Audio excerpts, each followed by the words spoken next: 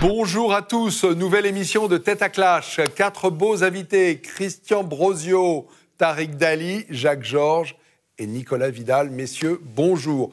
Et 3 sujets. Le premier, c'est les convois de la liberté. Venus du Canada, ils ont plutôt fait un flop. Pourquoi ça n'a pas bien accroché en France et au-delà de ça en Europe? Deuxième sujet, les transferts politiques vers Emmanuel Macron, vers Éric Zemmour. Qu'est-ce que ça dit de la recomposition du paysage politique français? Et le troisième sujet, c'est la banque des parrainages, idée lancée par François Bayrou. Ça résonne particulièrement avec les difficultés de certains candidats. Ce sera l'occasion de faire le point sur les candidats qui ont leur parrainage, ceux qui ne les auront pas, et de voir comment cette situation pourrait s'améliorer. Rendez-vous dans quelques secondes. À tout de suite. Ah, pardon, erreur fatale, j'allais oublier. Il y a Ignace qui est là et qui va faire de belles caricatures, ou pas belles, parce que certaines fois, la tête est terrible, de nous tous. Et donc, à tout de suite.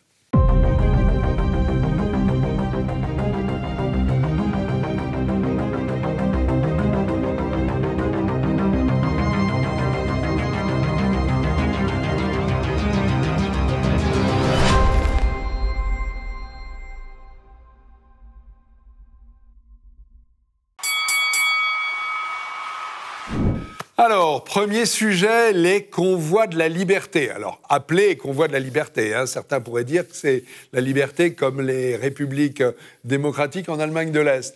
Mais il n'empêche que ces convois qui viennent du Canada, qui bloquent Ottawa depuis plusieurs semaines, étaient en train de prendre en France. On voyait bien que la semaine dernière, on imaginait qu'il se passerait quelque chose.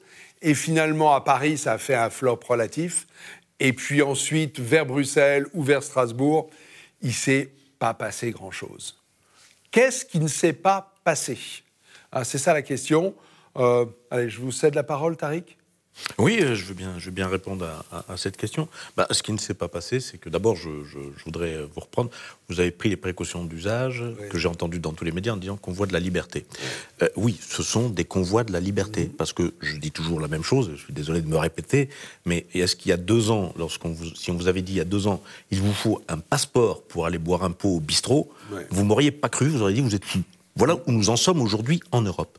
Donc là-dessus, cette chape de plomb qui s'est abattue sur l'Europe depuis 2 ans, et se nourrit de la politique de la peur, ce que j'appelle la phobocratie, à l'échelle de l'Europe entière. On fait peur aux gens, on les tétanise, et last but not least, le préfet de police de Paris, l'ineffable l'Allemand, a menacé, il a dit vous risquez 2 ans de prison, etc. Donc, 4 500 d'amende, 2 ans, 6 mois de prison, je ne sais pas quoi. Non, 2 ans de prison. Enfin bon.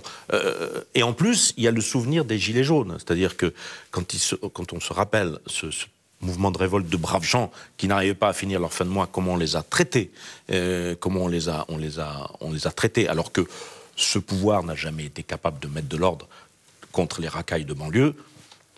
Je comprends qu'il y en a qui hésitent à 2 fois, surtout qu'un convoi, ce sont des gens, souvent, qui se sont mobilisés là-dessus, ce sont des gens qui ont des fins de mois difficiles, ça coûtait de l'argent pour y aller. Si c'était pour se faire jeter, je comprends qu'ils aient hésité.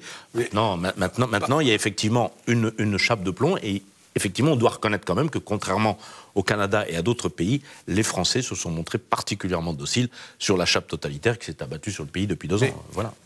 Bon, ces mots sont très forts, hein, Tariq. Oui, c'est une chape de plomb. Nicolas Vidal, si, comme certains, vous adhérez au mot de Tariq, c'est-à-dire le système totalitaire, la chape de plomb, le passeport, les Français si attachés à la liberté n'auraient pas-ils dû se mobiliser et tous converger vers Paris? Et dans ce cas-là, mais ils sont plus attachés à la sécurité qu'à la liberté. Les forces de l'ordre n'auraient pas pu résister. Alors moi, je suis très à l'aise pour parler de ça, parce que je l'ai suivi, le convoi des libertés. Je suis parti d'Avignon, je suis monté jusqu'à Bruxelles. D'accord. Donc je l'ai suivi. J'ai fait des reportages, je me suis arrêté sur les aires d'autoroute, je me suis arrêté sur les parkings.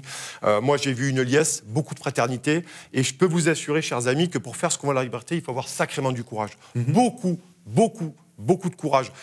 Il faut admettre aussi que ce convoi de la liberté, c'est quoi? c'est l'échec de notre classe politique, finalement. Parce que ces gens ont été non structurés. Il y a eu une organisation qui a été mise en place, mais ils étaient non structurés. Et ils sont arrivés jusqu'à Bruxelles. Et je trouve que c'était extrêmement intéressant, mais c'est une défiance absolue, une méfiance absolue de notre classe politique. Pour revenir au flop, moi, je ne suis pas tellement d'accord avec vous pour l'avoir suivi. Le flop, vous en avez parlé. Il y a eu une répression, une dissuasion terrible. Et ça a commencé, plus on s'approchait de Paris, plus on était contrôlé. Plus on était contrôlé, plus on était contrôlé. Ils ont essayé, les forces de l'ordre, finalement, de disperser le convoi. Et ensuite, ce qui s'est passé ensuite à Paris, c'est qu'il y a eu une espèce de convergence ou non-convergence. Certains sont partis en région parisienne, certains sont allés à Paris. Et là, finalement, les gens, ils ont eu peur aussi de la répression. Parce que j'ai suivi aussi sur l'Arc de Triomphe ce qui s'est passé au rond-point, ça a été de la répression. On a eu des charges de la Bravem, on a eu des charges des CRS, serre gendarme mobile, gaz lacrymogène à partir de 12h30. Et pour finir très rapidement là-dessus, finalement, ces gens, pour certains, ont continué à y aller, mais il y a eu une entrave à la liberté de se déplacer, une entrave au droit de manifester. Et ces gens n'étaient pas des séditieux, ce n'était pas le convoi de la honte ou de l'égoïsme, c'était le convoi de la liberté, de la fraternité, de la liesse. Et les gens, finalement, se sont retrouvés dispersés au fur et à mesure de ce convoi. Et à Bruxelles, ils ont été mis au banc et ils ont été éparpillés aux alentours de Bruxelles. Et puis certains aussi, je finis là-dessus, n'ont pas pu suivre parce qu'ils n'avaient plus d'argent, et certains, il y a eu une répression financière parce qu'il y en a qui ont pris plus de 450, 500 ou 600 euros d'amende dans les camping-cars et véhicules. Ça représente une forte somme pour des gens, voilà mon analyse modestes qui ont fait dedans, à l'intérieur, pour l'avoir suivi sur 1000 km. Je vais essayer la parole à Jacques Georges, parce que j'ai l'impression que vous n'êtes pas d'accord. Non, je vais faire un peu sécession. J'ai de la sympathie bien sûr, pour ces gens courageux qui prennent des initiatives, mais ce sont des initiatives de jacquerie. C'est une jacquerie, c'est comme les gilets jaunes. Quels sont les mots d'ordre, quels sont les chefs, quelle est la direction, quelles sont les causes, les vraies causes qu'on défend.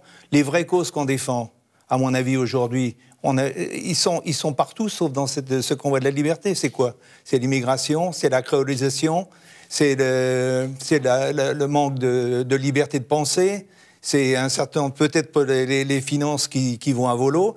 Ça, c'est les vrais problèmes. Je dirais que ce n'est pas une vraie cause de montrer un passeport pour aller boire un pot au bistrot. Attendez, ils sont tous sauf dans ce genre de mouvement dont on ne sait pas très bien quels sont les buts poursuivis et qui, à mon avis, sont déjà criés et sans issue. On ne veut pas d'un passeport pour être emmerdé, comme l'a très bien dit Monsieur Macron, pour être emmerdé. On nous oblige à prendre un passeport. C'est un problème ponctuel et pas un problème de fond, ponctuel, monsieur. ça fait 2 ans que ça existe, cher monsieur. Oui, je suis d'accord avec vous. Ça fait depuis 2 ans. On empêche les gens de travailler, on empêche les gens de vivre, on empêche les gens de partir en vacances, on empêche les gens d'aller au restaurant, on leur demande un passeport aujourd'hui pour boire un pot au bistrot.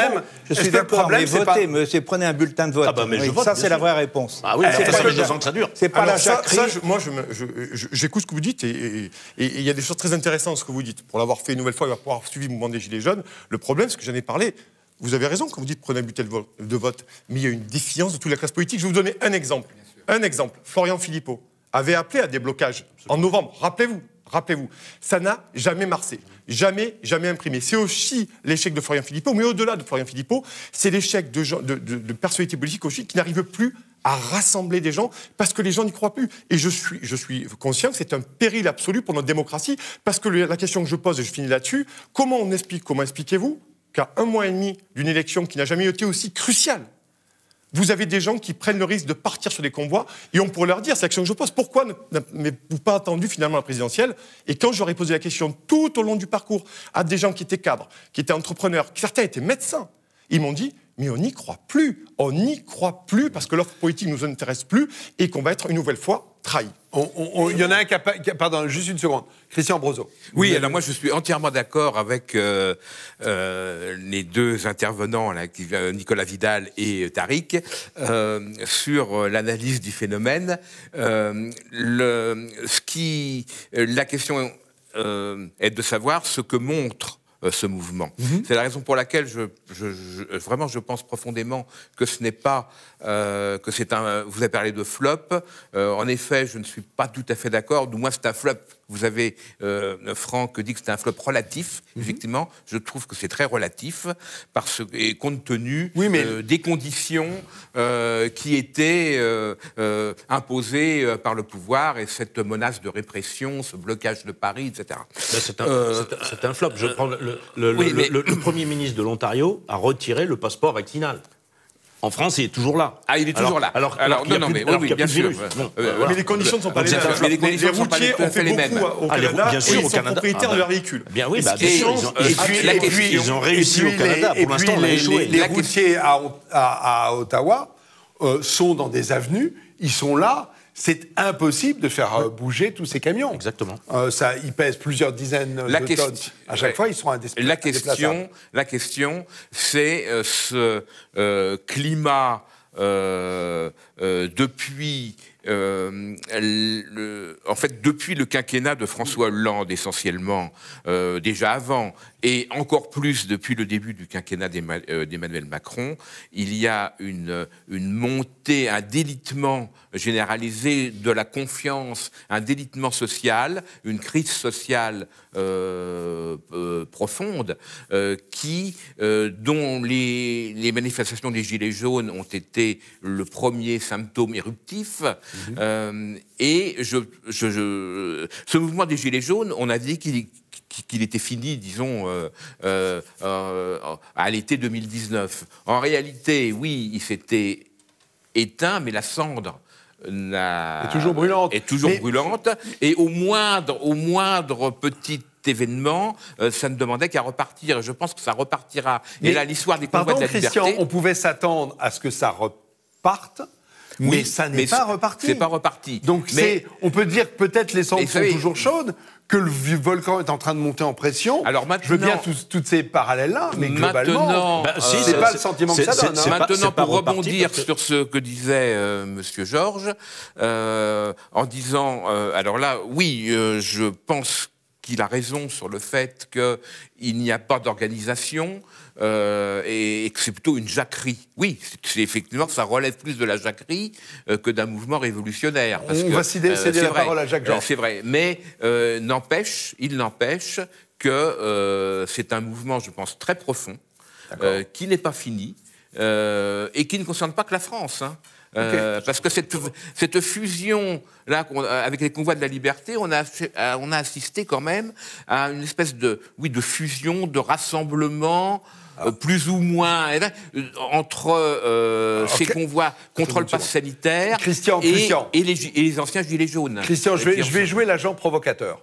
Si vous dites que même de manière marginale, dans tous les pays d'Europe, les gens sont en train de se mobiliser. Si on est d'accord pour dire que c'est un flop relatif, c'est-à-dire qu'il n'y avait pas beaucoup de monde quand même en France, mais pas beaucoup de monde en France, plus pas beaucoup de monde en Belgique, plus pas beaucoup de monde en Allemagne. Vous me voyez venir. Si tout le monde converge sur Bruxelles ou sur Strasbourg, ça fait un mouvement qui est inarrêtable. Oui. Vous n'avez pas vu ça?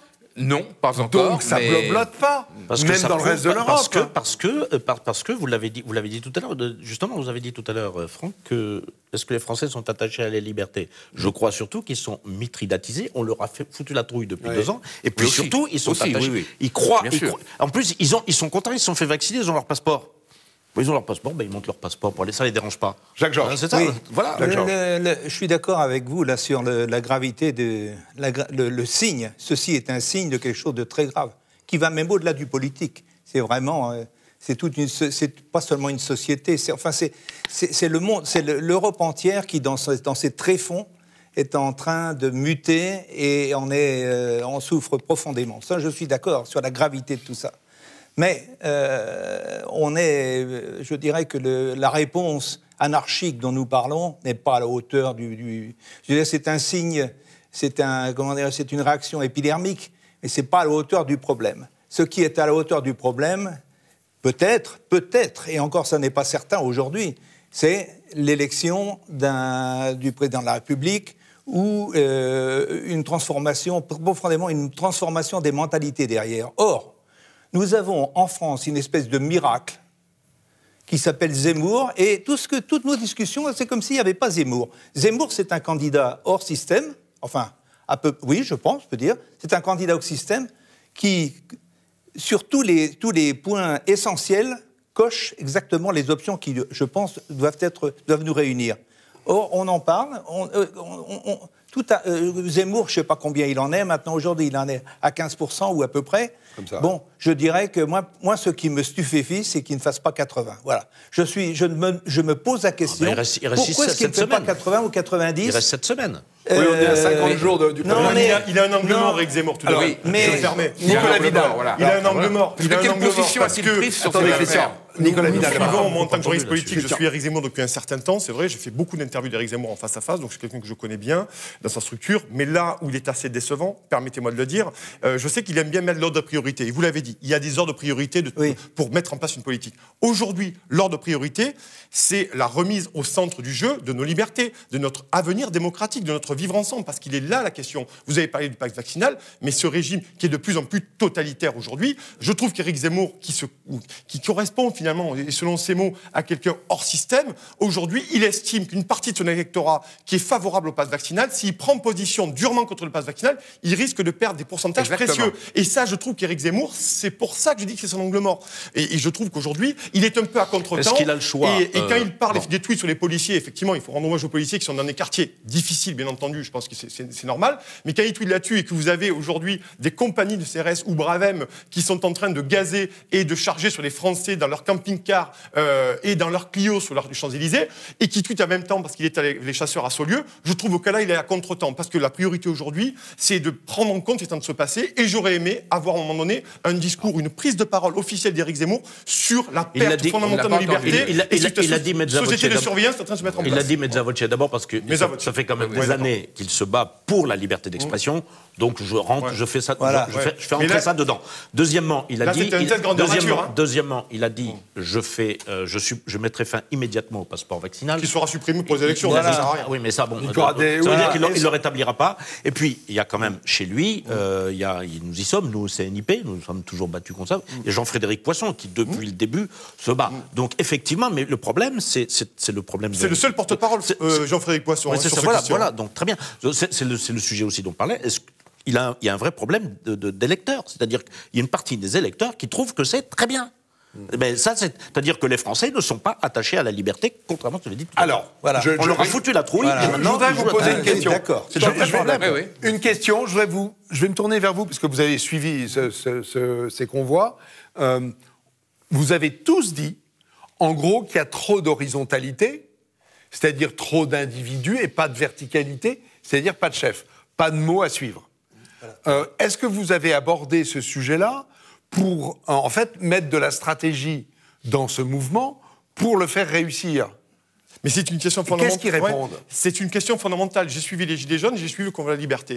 Aujourd'hui, comme les Gilets jaunes, rappelez-vous, ils ont excommunié les syndicats. Les centrales syndicales ont été excommuniées. D'ailleurs, sur les problèmes de suspension des contrats de travail, on n'a pas entendu beaucoup les grands syndicats. On les a pas entendus. Voilà. Non, non. Et aujourd'hui, vous vous rendez compte que c'est un péril démocratique, parce que généralement, vous deviez avoir une fonction tribunicienne chez les partis politiques qui devaient porter une voix rassemblée autour de ces questions-là. Philippot a échoué. C'est pas lui, c'est qu'il a échoué parce que les gens ne croient plus. Et les syndicats, la CGT, les grandes centrales syndicales, Ils ont complètement à part faire disparu. des manifs le samedi après-midi avec une baraque frites et saucisses merguez et arrêtés à 17h avec des lampions, ils n'ont pas su rassembler. Ou des grèves à Moi- contre-temps. Oui, hein. des grèves à contre-temps. Bien entendu, vous avez raison. Et là, aujourd'hui, ces gens, pour vous répondre à votre question, Franck, très précisément, ils n'y croient plus. Ils n'y croient plus. Maintenant, la question qui se pose, et vous avez raison, je n'ai pas la réponse. C'est est-ce qu'un mouvement populaire, aussi massif soit-il, peut-il vivre sans tête? Je ne le crois pas. D'ailleurs, on a vu qu'à un moment donné, parce que vous avez, il faut aussi que les Gilets jaunes, vous voyez la profondeur du mal dans ce pays. C'est-à-dire qu'on ne croit plus à rien. On ne Oui. croit plus à la parole politique. On ne croit plus à la parole publique. La parole médiatique, on le sait tous, c'est fini. La Oui. parole médicale est en train d'en prendre un gros coup On a aussi. presque Donc fait ces coup gens, d'arrêt. finalement, suivent un mouvement, ils sont ensemble, mais ils ne veulent plus être dirigés. On va à droite, on va à gauche. C'était au rond-point, on se rendait compte, nous, sur le convoi la semaine dernière, ah non, on va aller à droite, non, on va aller à gauche, on va prendre la départementale 100, non, la 102, qui c'est qui gère, qui c'est qui décide? Et c'est vraiment un mal très, très profond. C'est un péril démocratique pour nous, parce que personne n'arrive plus à rassembler, et ni les syndicats, ni la fonction tribunicienne ne nous ont Mais je voudrais ajouter La société quelque chose. C'est française que est Jacques Georges, un Jacques canard, c'est un canard sans tête. Voilà. C'est ça. On peut résumer ça comme ça. C'est un canard sans tête. On ne sait pas où il va. Quel que soit l'endroit où il ira, de toute façon, ce sera un échec. Voilà. Il faut une organisation, un programme, des priorités. Ça s'appelle Zemmour. Pour moi, c'est simple. C'est Tariq clair. Dali. Nous sommes Tariq d'accord, mais Dali. le péril démocratique, il est aussi entretenu par ceux dont c'est le boulot. Ah, tout à à fait commencer par les médias. Oui. Il y a entièrement quand même d'accord quelque avec vous. chose qui est extrêmement frappant, c'est que quels sont les premiers à demander, à museler et à s'en prendre à la liberté d'expression, ce sont les journalistes. Il faut le reconnaître, c'est eux qui disent... D'ailleurs, ils ne sont un pas tel doit bienvenus parler, nulle part. etc. Les convois de liberté, ils étaient Et lorsque- exfiltrés immédiatement. Et lorsque à vous- part nous et quelques autres. Et lorsque vous entendez un type comme Alain Minc qui dit « je soutiens Pécresse », alors qu'il est macroniste. Pourquoi il soutient Pécresse? C'est la même chose. Il a dit parce que je ne veux pas qu'il y ait un candidat populiste au second tour. En mettant Pécresse contre Macron, je suis tranquille, j'élimine 50% des Français, et voilà, c'est tranquille. Et c'est quand même une façon de raisonner contre laquelle on aurait dû s'insurger. Vous éliminez 50% de l'électorat. Non, ben, ça passe, les médias reprennent ça. Voilà. Il me faut 2 copies conformes au second tour, ça va très bien. Voilà. Les autres, et c'est d'ailleurs la politique qui est menée, c'est-à-dire on pousse à l'abstention, on sait que les électeurs de Macron ne s'abstiennent pas.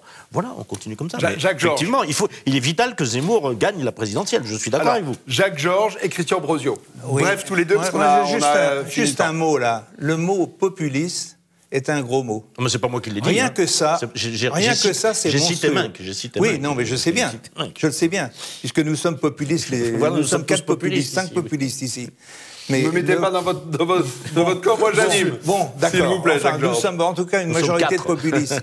Moi, je suis fier d'être populiste parce que je ne pense pas que le peuple, ce soit un gros mot. Au contraire, c'est le souverain. OK. Allez, Christian Brosio, et c'est vous qui avez la conclusion, Christian. Oh, bah la conclusion, non.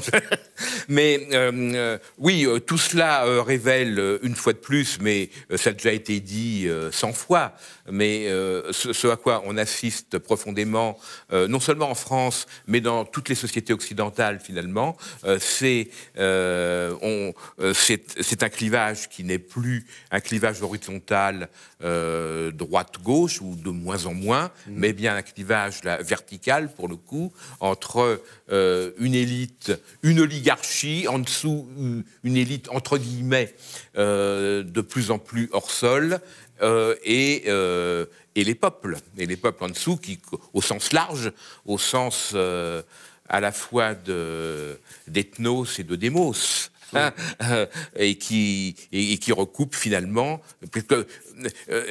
et en fait c'est la grande bataille, oui, je pense que ces mouvements, gilets jaunes, convoi de la liberté et autres peut-être qui vont apparaître un peu plus tard, je pense que ça ne s'arrêtera pas, parce que c'est des mouvements, alors certes effectivement totalement ignorés, qui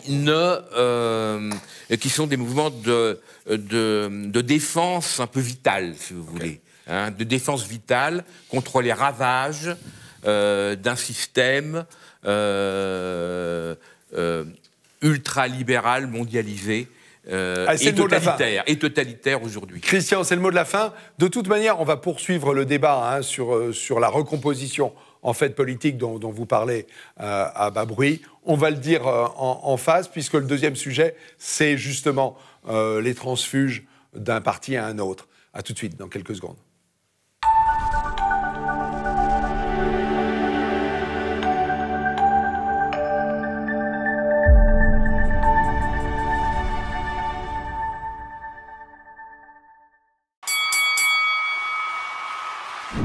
Rebonjour, sujet numéro 2. Alors, les transfuges, les défections du Rassemblement national vers Reconquête, le parti d'Éric Zemmour, ceux qui partent des Républicains LR vers le parti d'Emmanuel Macron, se multiplient. Est-ce que c'est le signe de rien, d'opportunistes qui vont là où, a priori, ça se passe, où la dynamique a lieu, plutôt du côté d'Éric Zemmour actuellement dans les sondages, et plutôt du côté d'Emmanuel Macron, mais ça, c'est pas nouveau. Ou est-ce qu'au contraire, c'est le signe d'une accélération? C'est de ça dont j'aimerais parler avec vous tous, et je vais céder la parole à... On y va? Allons-y gaiement, avec plaisir. Oui, non, je pense que c'est plus profond. Pour moi, aujourd'hui, c'est une OPA de reconquête d'Éric Zemmour sur Marine Le Pen, mais qui s'explique assez facilement. Le naufrage de Marine Le Pen au débat de l'entre-deux tours, ça a été absolument catastrophique. Vous croyez qu'on reste là-dessus? Moi, je pense qu'on reste là-dessus. Pourquoi? Parce qu'on s'est rendu compte, selon moi, que Marine Le Pen ne bosse pas ses dossiers, qu'elle manifestement n'a pas compris qu'il fallait les bosser. Et ensuite, c'est l'espèce de tourniquetat de Marine Le Pen sur l'Union européenne, où elle a commencé à reculer. Rappelez-vous, les européennes, Jordan Bardella est venu nous dire que finalement, il n'était pas question de sortir de l'Europe, et puis on allait la changer de l'intérieur, ce qu'on nous vend depuis 30 ans.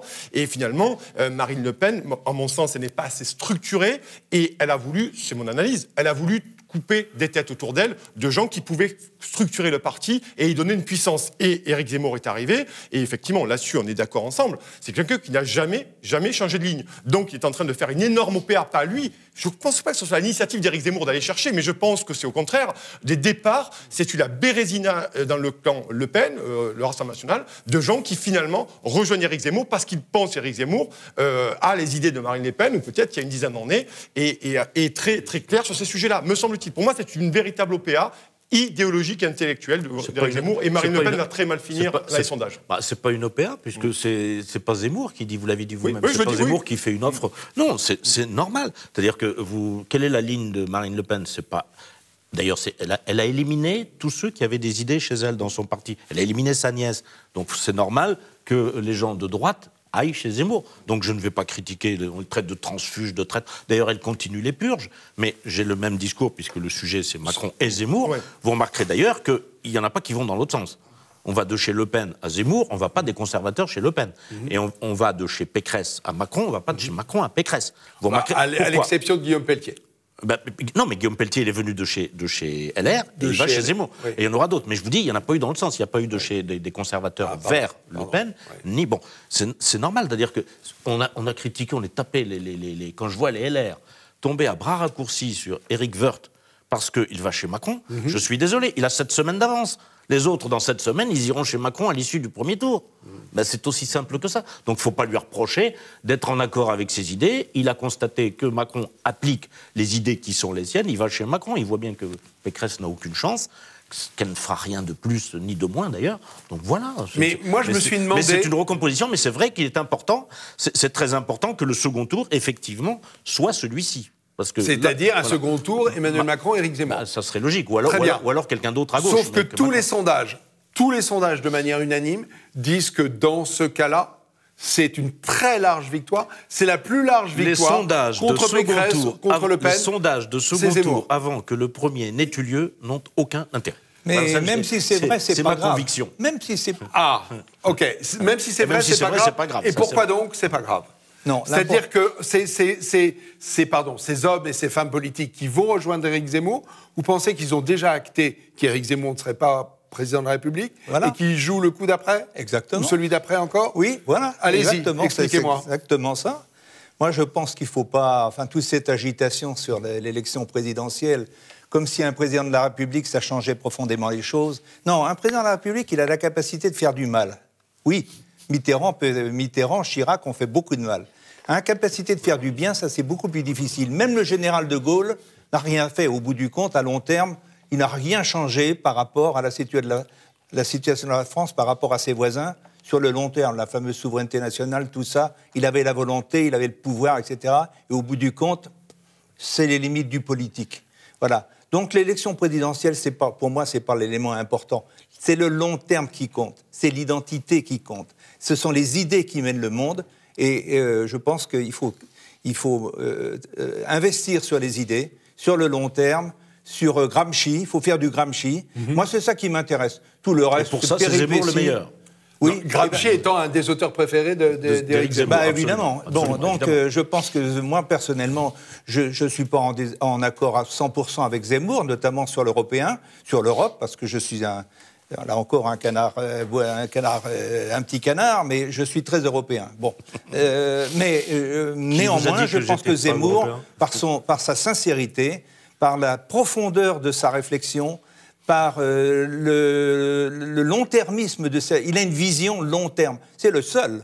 Absolument. C'est quelqu'un qui parle en termes de destin. Et moi, les gens qui parlent en termes de destin me plaisent.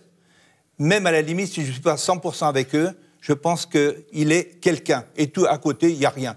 La nature a horreur du vide. Pourquoi le Front National ou le Rassemblement National ne rassemble plus? Tout simplement parce que c'est le vide.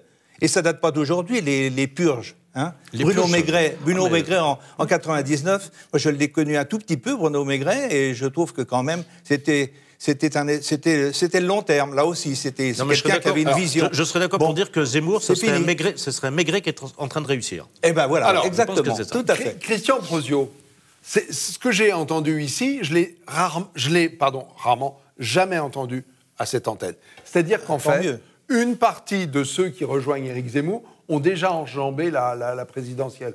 Vous êtes de cela? Vous pensez que Zemmour n'a aucune chance cette fois-ci, mais qu'on parle du coup d'après, voire de 2027? Voilà. C'est ça? Alors d'abord, bon, il faut mettre une chose au point.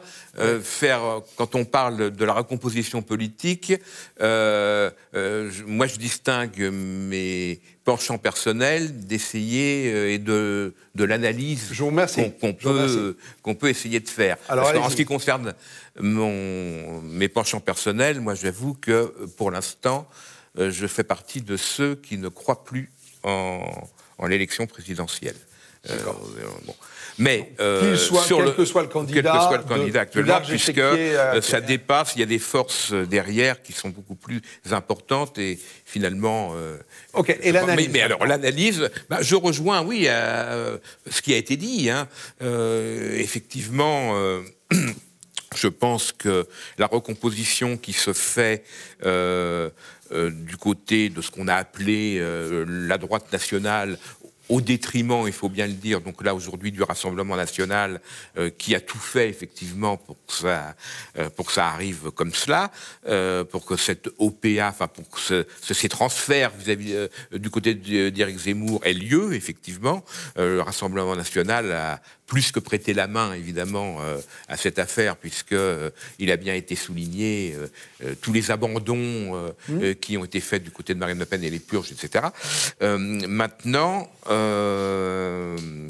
Que Zemmour ait des chances d'être élu, je ne le crois pas, bien entendu, mais effectivement, je pense que l'un des objectifs de cette recomposition, c'est pour l'après. Pour bâtir quelque chose d'après. C'est quand c'est législative. Au-delà de ça, je pense que c'est une recomposition. Je voudrais dire d'abord, moi, je me positionne pas. Je pense que c'est une recomposition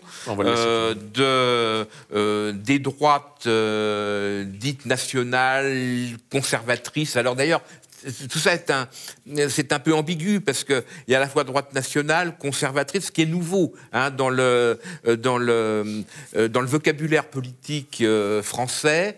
La notion de conservatisme est réapparue il y a 6 ou 7 ans. Oui, ce qui était très péjoratif. D'abord, moi, ce que je voudrais dire... Et alors, il y a les nationaux conservateurs, les libéraux conservateurs, ce qui est un oxymore. On ne va pas rentrer dans les détails.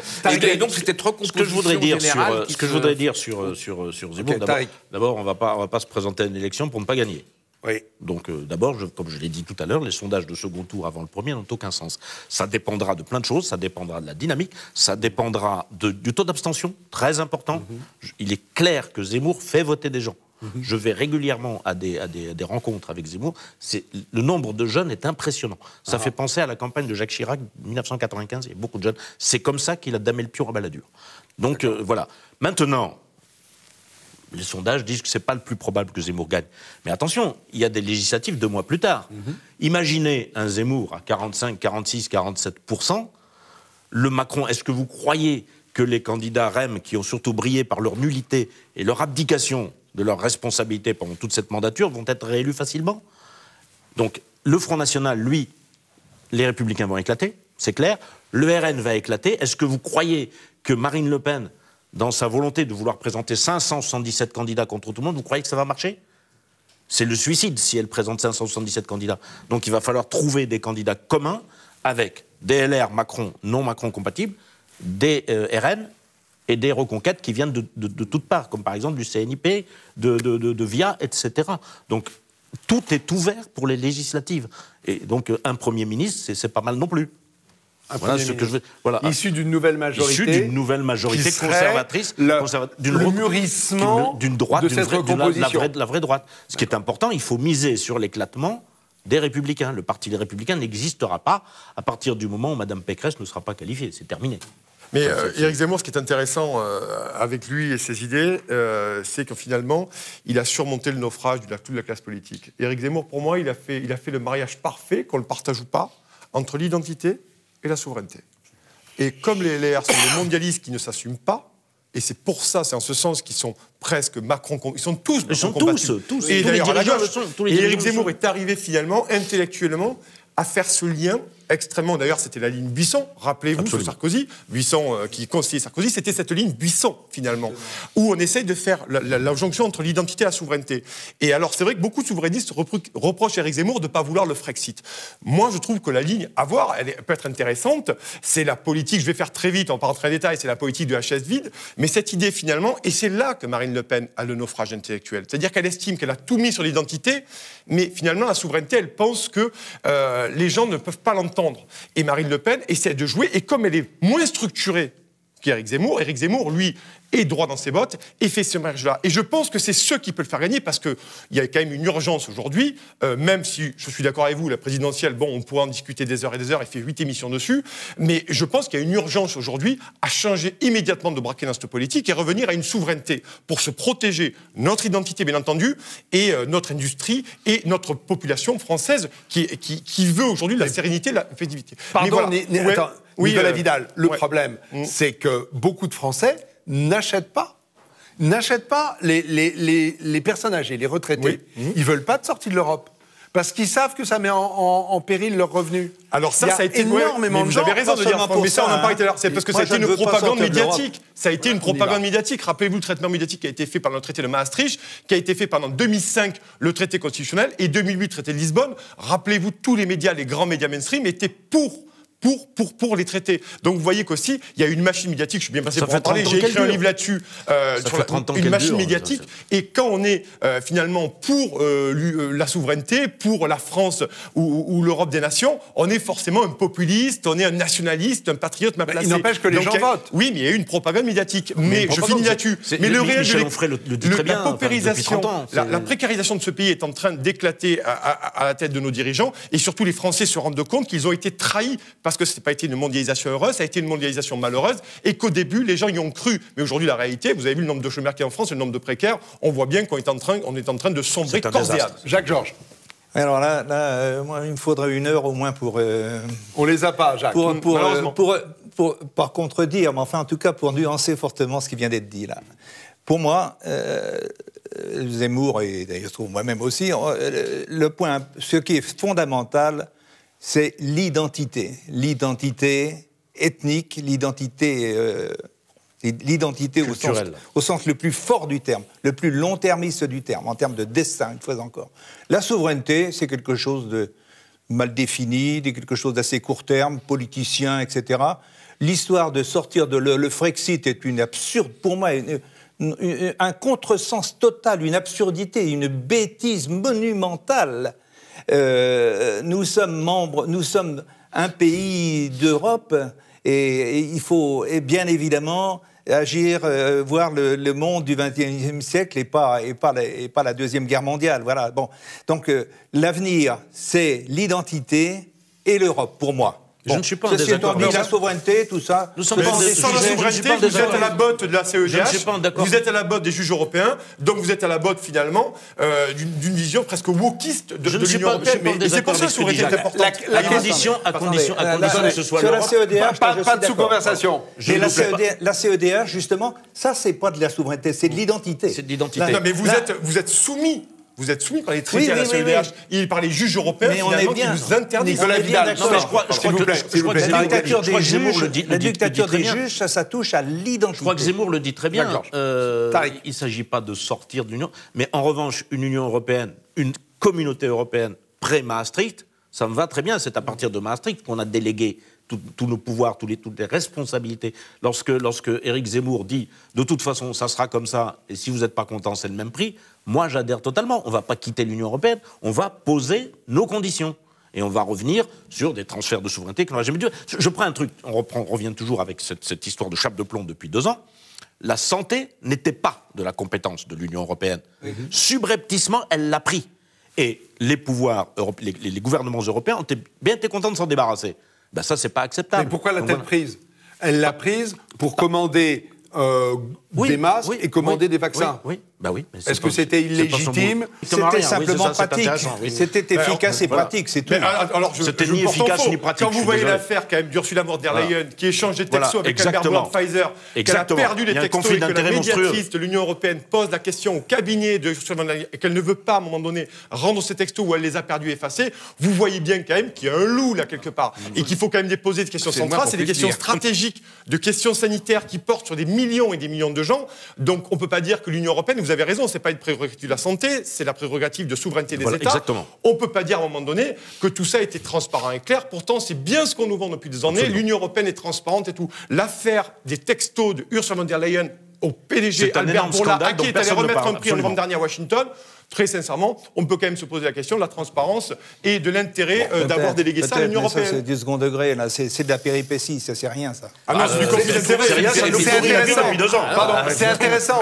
Ça doit pourrir l'existence depuis 2 ans. Oui, mais pardonnez-moi. C'est central, même. J'ai l'impression que là, il y a un acteur qui dit « je m'élève et je vois très très loin » et qui vous renvoie au pécadilles du quotidien. Mais comment vous prenez ça? Mais je prends. Ce ne sont pas des pécadilles du quotidien. Ça fait 2 ans qu'on a pris les laboratoires ont pris le pouvoir au détriment des États, au détriment des parlements.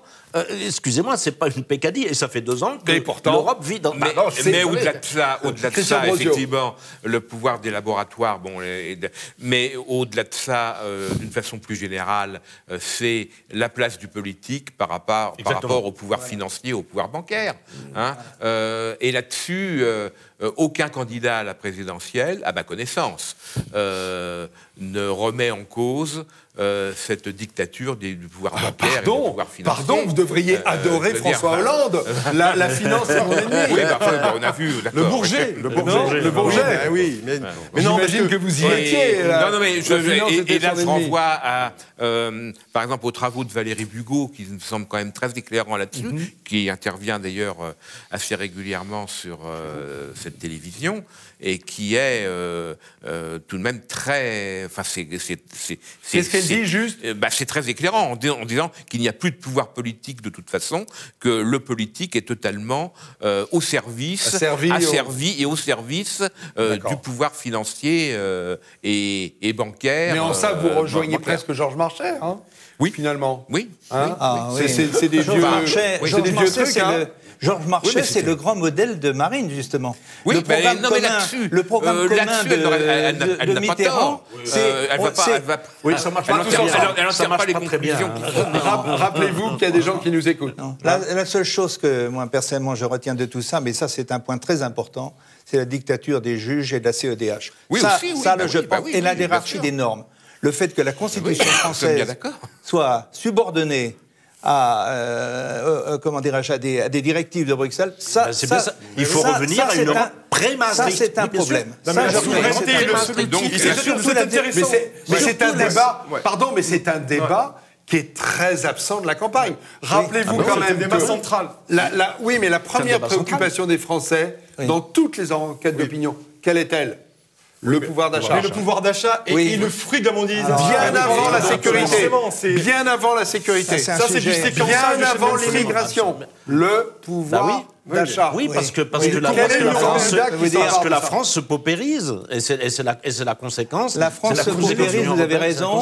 Et ça va continuer. Et ça va s'amplifier. Pas seulement pour la France. Pas seulement pour la France. Oui, pas seulement pour la France. Pour l'Europe. Et pas seulement pour l'Europe, pour l'Occident. Ça va continuer. C'est une tendance lourde, très lourde. Absolument. Les prix de l'énergie, les prix des matières premières, c'est une tendance lourde. Le basculement du monde vers l'Est. D'une part, non, et surtout la contrainte écologique. La contrainte écologique, elle n'est pas inventée, malheureusement, elle est vraie.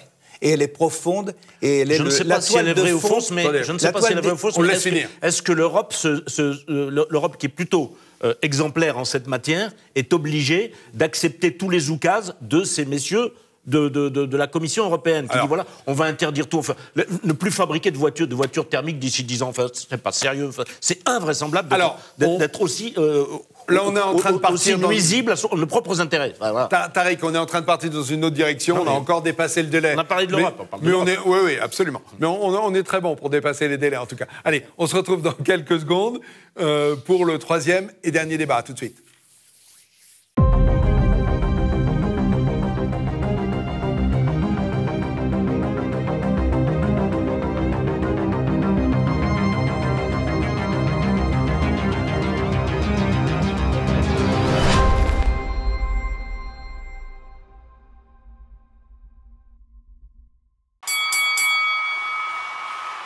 troisième et dernier sujet, puis après on conclura l'émission avec Ignace, qui crayonne.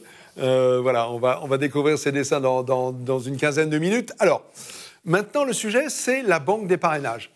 Idée de François Bayrou. Hein. D'ailleurs, je vous rappelle que François Bayrou, il avait eu également une idée qui était la banque de financement des partis.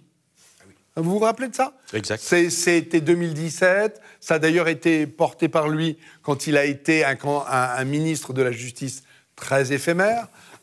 Cette idée ressort. Alors, on va faire un bilan très rapide de ceux qui ont déjà les 500 parrainages.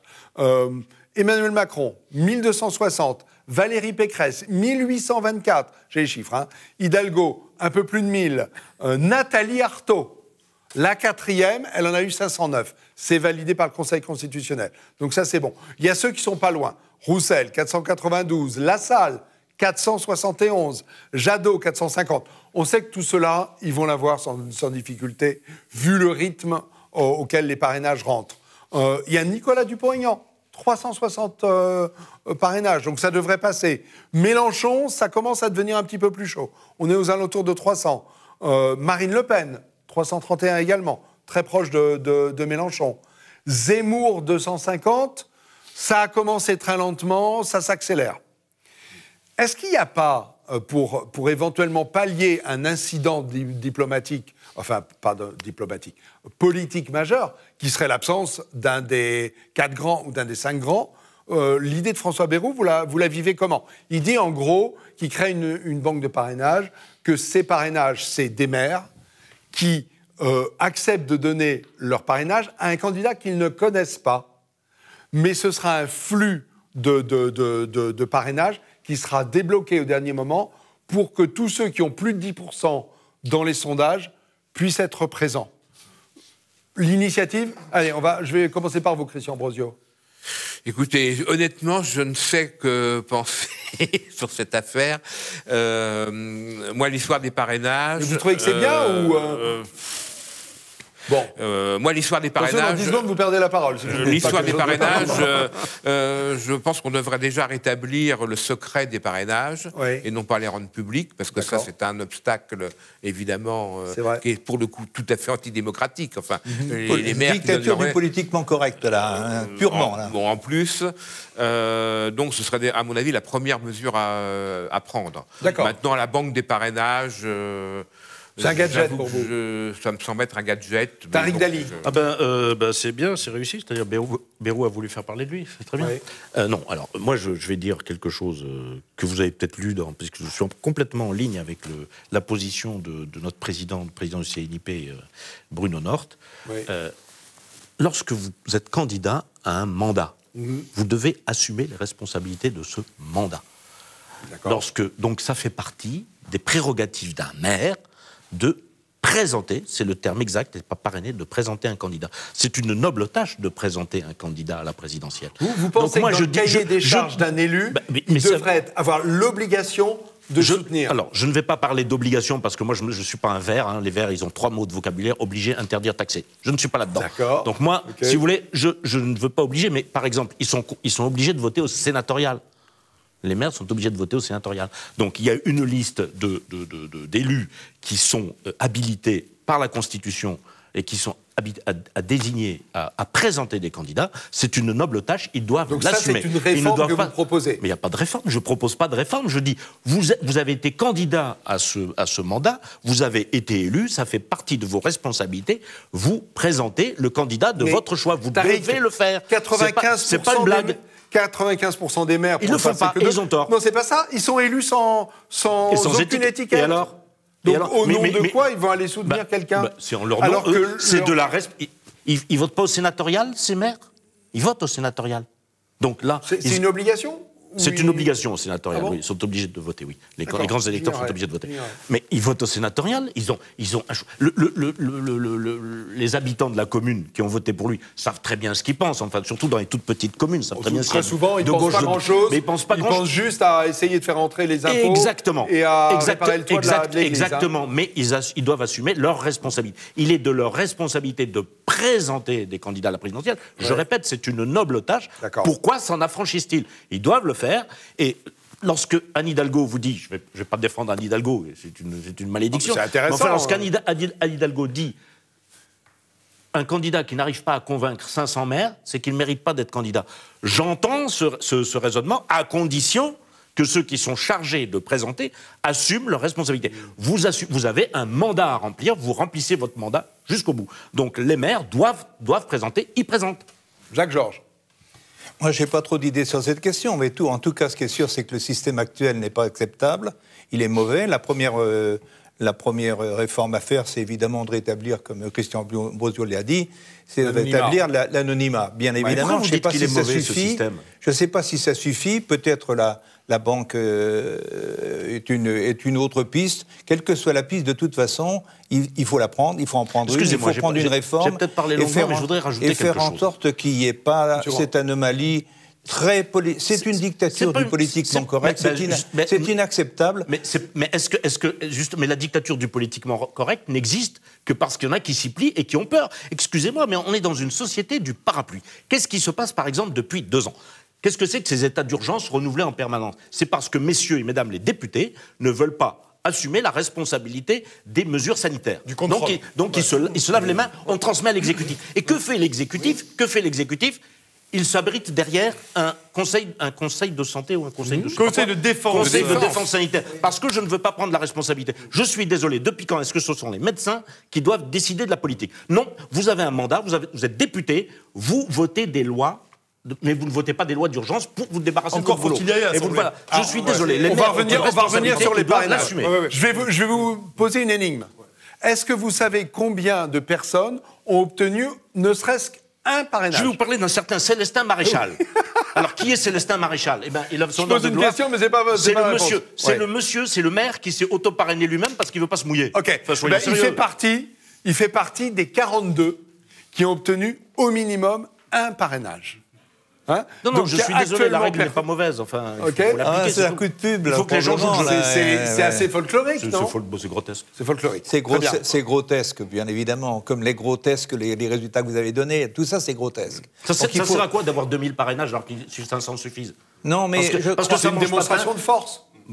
C'est une démonstration pour le Parti socialiste qui est vraiment très très bas. Elle aura plus de parrains d'électeurs. Elle aura plus de parrains d'électeurs. Parce que, par exemple, Taubira n'aura pas ses parrainages. C'est quasiment certain. C'est surprenant. Non, c'est parce que ces messieurs, dames, les élus, ils disent bon, je parraine Macron, personne ne viendra m'emmerder. Voilà, c'est ça le truc, c'est qu'ils ne veulent pas assumer leurs responsabilités. Je suis désolé. Mais quand vous élisez un maire, il assume ses responsabilités. Je voudrais répondre quand même à la question.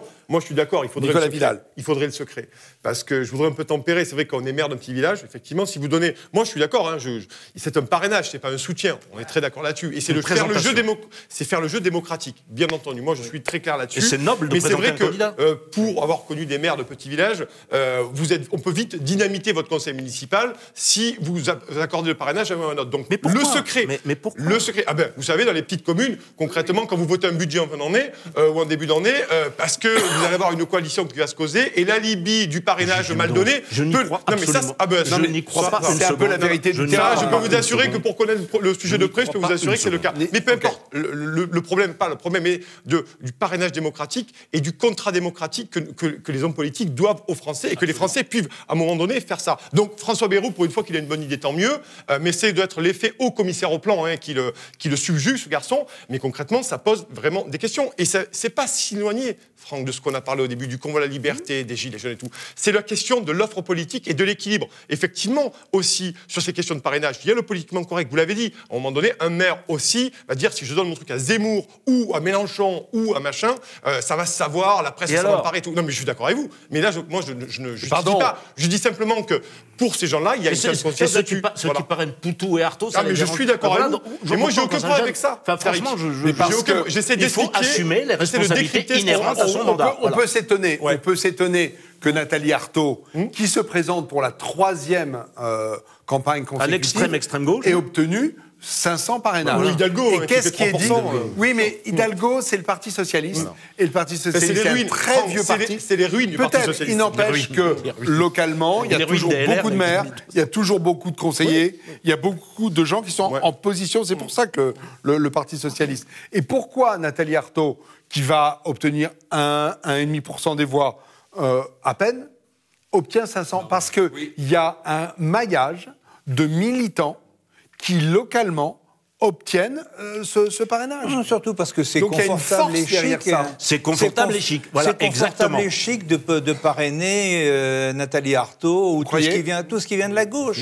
Ça, c'est la... Bon, on connaît... On s'expose pas. On connaît cette préférence Mais pourquoi on s'expose non dite pas et perpétuelle pour les idées de gauche, vous avez dit tout. etc. Pour le progrès, les grands électeurs sont contraints de voter au sénatorial. Il faudrait leur faire comprendre que ça serait pas mal qu'ils assument leur mandat jusqu'au bout. D'accord. Alors, on va juste peut-être...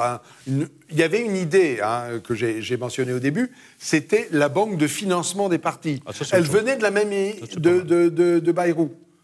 Est-ce que ce projet qui est mort-né, enfin, pour être tout à fait exact, en 2019 ou 2020, il y a eu le désir de... Il y a eu une étude faite par un député LR et une députée En Marche de remettre cette idée en place. Eh bien, elle vous semble bonne, cette idée? Mais elle est bonne. On voit bien que beaucoup de partis ont du mal à se Elle n'est financer. pas meilleure qu'une autre. Le problème, c'est que moi, je veux parler du fond. C'est que pourquoi on veut faire cette banque-là. Vous prenez pour Jacques Georges. Mais non, mais Jacques a raison, effectivement. Ah non, mais je parlais suis pas du fond. monopole, Je parlais j'ai du pas le fond. monopole veux dire, du fond, hein, pourquoi alors les banques, c'est quoi leur boulot? On ne veut pas financer la campagne de Le Pen parce que ça se fait pas. C'est pas bien. Je suis désolé, un banquier doit faire son boulot. C'est pareil, on est dans une société du parapluie. C'est-à-dire tout le monde ouvre son parapluie, ne veut pas prendre des responsabilités. Tariq, vous êtes assez proche de l'entreprise. Donc la politique de la trouille, effectivement, oui, je suis proche de l'entreprise. Oui, Tariq, vous êtes proche de l'entreprise. Oui. Vous n'allez pas me dire que demain, vous pensez que les banquiers doivent être obligés de financer les partis politiques. Il y a 6 mois, les banquiers, ils décident. Ils décident de vous financer pour l'achat de votre présidence principale ou pas. Il y a 6 mois, Valeurs Actuelles avait fait un dossier justement sur le politiquement correct qui veulent nous museler. Donc il m'avait appelé parce que je suis conseiller en communication. Il m'avait dit mais vous pouvez pas savoir dans les boîtes le nombre de gens qui ont la trouille et qui font pas de pub dans Valeurs Actuelles parce que ça fait pas bien. Donc effectivement, il faut arrêter avec ça. Le fond du problème, c'est ça, c'est la trouille du politiquement correct, c'est la lâcheté des uns et des autres qui ouvrent le parapluie, qui n'assument pas leurs responsabilités. Si les maires assumaient leurs responsabilités, il y aurait aucun problème de parrainage. 500, voilà. Et vous ne ferez pas la nature humaine. La nature humaine, vous dites les gens D'accord. sont lâches, c'est vrai. Mais la seule manière de corriger je vous garantis que c'était pas le cas à l'époque des débuts de la Ve République, quand il y avait un parti communiste très fort et tout. Il y avait bien des mecs qui parrainaient les communistes, alors qu'il y avait la guerre froide, etc. C'est éternel. On a toujours aimé les forts et méprisé les faibles. La chape de plomb. La seule manière de combattre ça, c'est d'être plus fort, c'est tout. Oui. Bon, Christian Brosio. Mais il faut se sentir plus fort. Faut pas se mettre en là-dessus. Vous êtes dans le consensus, hein? Oui. Vous êtes notre centriste. Non, mais- Vous êtes en fait, vous êtes il était chez l'adhérent Hollande du tout à l'heure. modem caché. Non, pas du tout. Il y a un imam caché et il y a un adhérent caché. Merci, Christian Brosio. Non, mais c'est intéressant cette Allez, la vous question aurez le mot de la fond. fin, hein. Oui, bien sûr. Et finalement, on se rend compte, vous l'avez dit, politiquement correct, propagande, et on se rend compte que le jeu démocratique est sous cette chape. Oui, faussé, bien entendu, et l'équilibre est faussé, et ça fausse énormément de choses par rapport à cette propagande médiatique et ces maires qui ne veulent pas, à un moment donné, pouvoir soutenir et parrainer des candidats pour équilibrer et pour, à un moment donné, remplir ce contrat démocratique dont les Français ont le droit d'avoir sereinement avant les élections. Très bien. Écoutez, c'est fini pour maintenant. On va se retrouver dans quelques secondes. Ignace est en train de crayonner comme un fou pour finir dans les délais. Dans quelques secondes, il va avoir fini. On va découvrir ses nouveaux dessins. À tout de suite.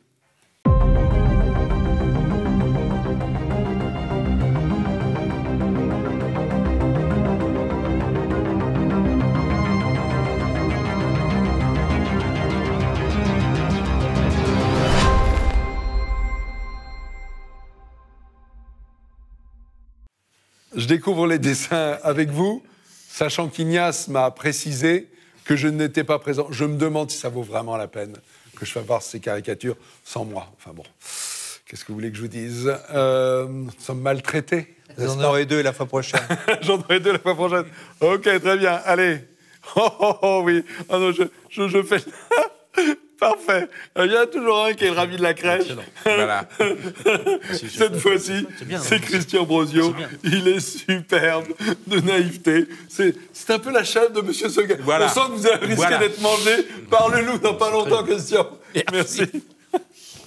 OK. Tariq, superbe. Ah, merci. Tariq, vous faites presque peur. Moi, je fais peur, non? Oui, moi j'ai le sentiment que vous allez me mettre les doigts dans la prise. Non, tenez. Je suis souriant.